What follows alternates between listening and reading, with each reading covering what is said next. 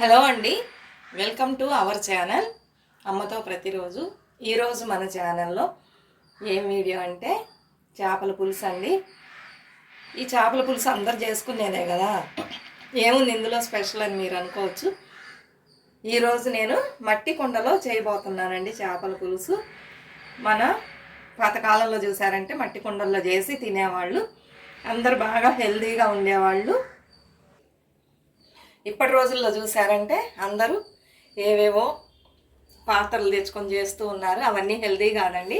అందుకని నేను మట్టి చట్టిని తీసుకొచ్చాను. ఇది ఒక నెల రోజులు మనం బాగా గంజి వంపుకోవటం, బియ్యం నీళ్ళు పోయటం ఇలా చేసి పాతది చేయాలండి.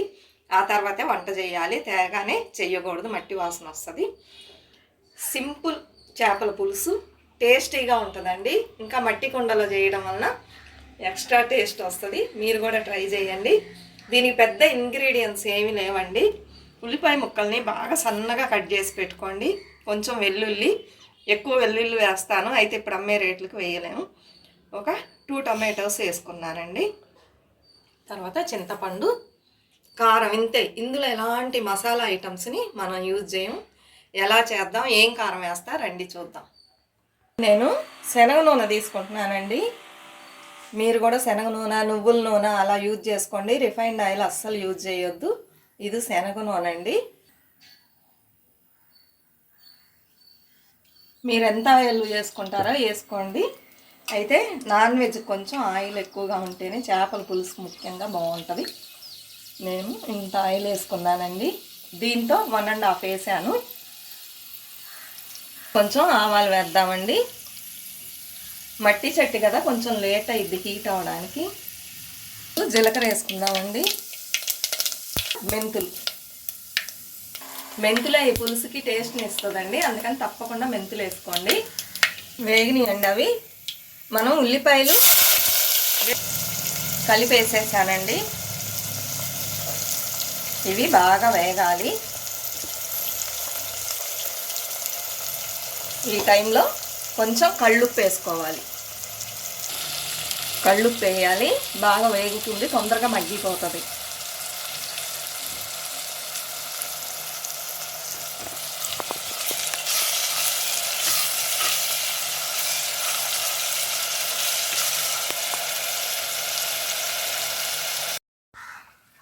ఇప్పుడు టొమాటోస్, కరివేపాకు వేసేసేయండి. అలానే తగినంత పసుపు.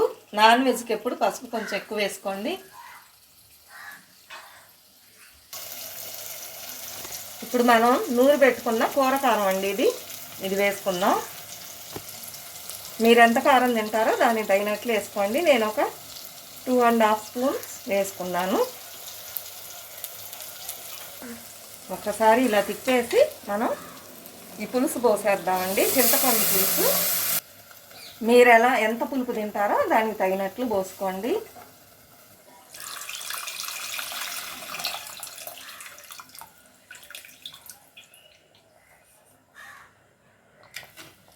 ఇప్పుడు ఇది బాగా తెరలి దగ్గరకు పడాలండి. పులుసు బాగా దగ్గర పడిందండి. ఈ టైంలో మనం చేప ముక్కల్ని ఇందులో వేసుకోవాలి.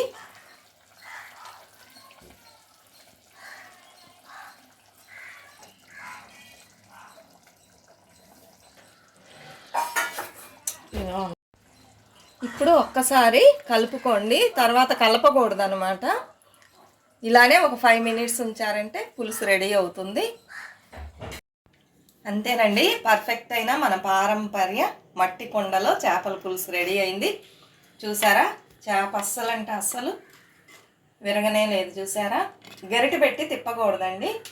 మీరు కూడా ఇదే పద్ధతిలో ట్రై చేసి చూడండి. సూపర్ టేస్టీ చేపల పులుసు రెడీ అవుతుంది.